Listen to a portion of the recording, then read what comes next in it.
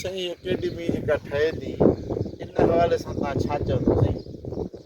कहिड़ो पैगाम ॾियो था साईं? अल्हम्दुलिल्लाह अल सिद्दीक़ एकेडमी दरगाह मिस्किनपुर शरीफ में अरसे खां क़ाइमु आहे। सिंधी में ॻाल्हायो, वरी उर्दू में ई ॻाल्हायो। हिते क़ाइमु आहे।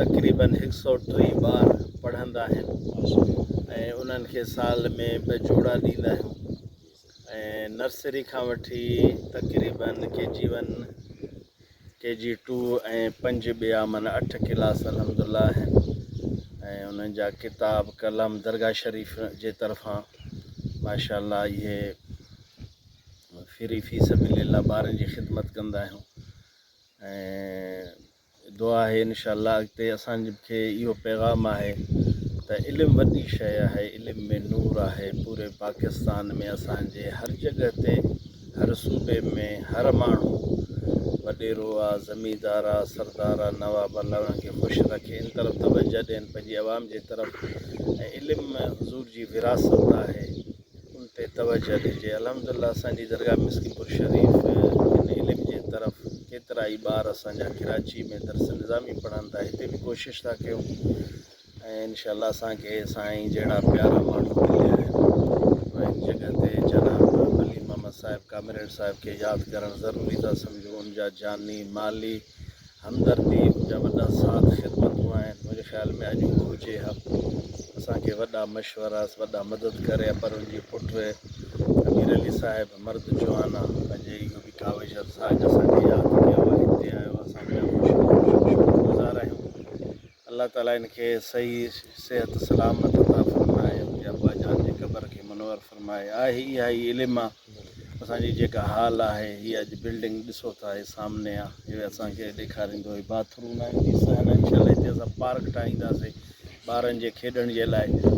असां पूरे आलम इस्लाम में ख़ुसूस पंहिंजे हिन सिंध धरती खे अर्ज़ु कंदासीं इल्म जी तरफ़ तवजह कयो ऐं फारिग बेसूद कमनि में पंहिंजे वक़्त खे पास टाइम खे पास न कयो, ज़ायो न कयो। इल्म सां इंसानु तरक़ी कंदो आहे, असांजो सिंध असांजो पाकिस्तान तरक़ी कंदो।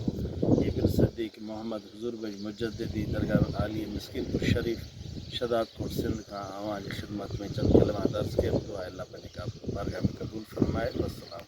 हिन वक़्तु शदादकोट शहर सां लॻ दरगाह मिस्किनपुर शरीफ़ में मौजूदु आहियां ऐं दरगाह मिस्किन शरीफ़ जी जेका हिस्ट्री आहे, तारीख़ आहे, उहा वॾी तारीख़ आहे। हिन दरगाह मिस्किनपुर शरीफ़ में हिन वक़्तु 100 खां मथे घर आहिनि जेके हितां जो गादी नशीन साहिबु आहे साईं हज़ूर बश्क नक्शबंदी साहिबु साईं जे तरफ़ों हिते अकेडमी ठाही वई आहे।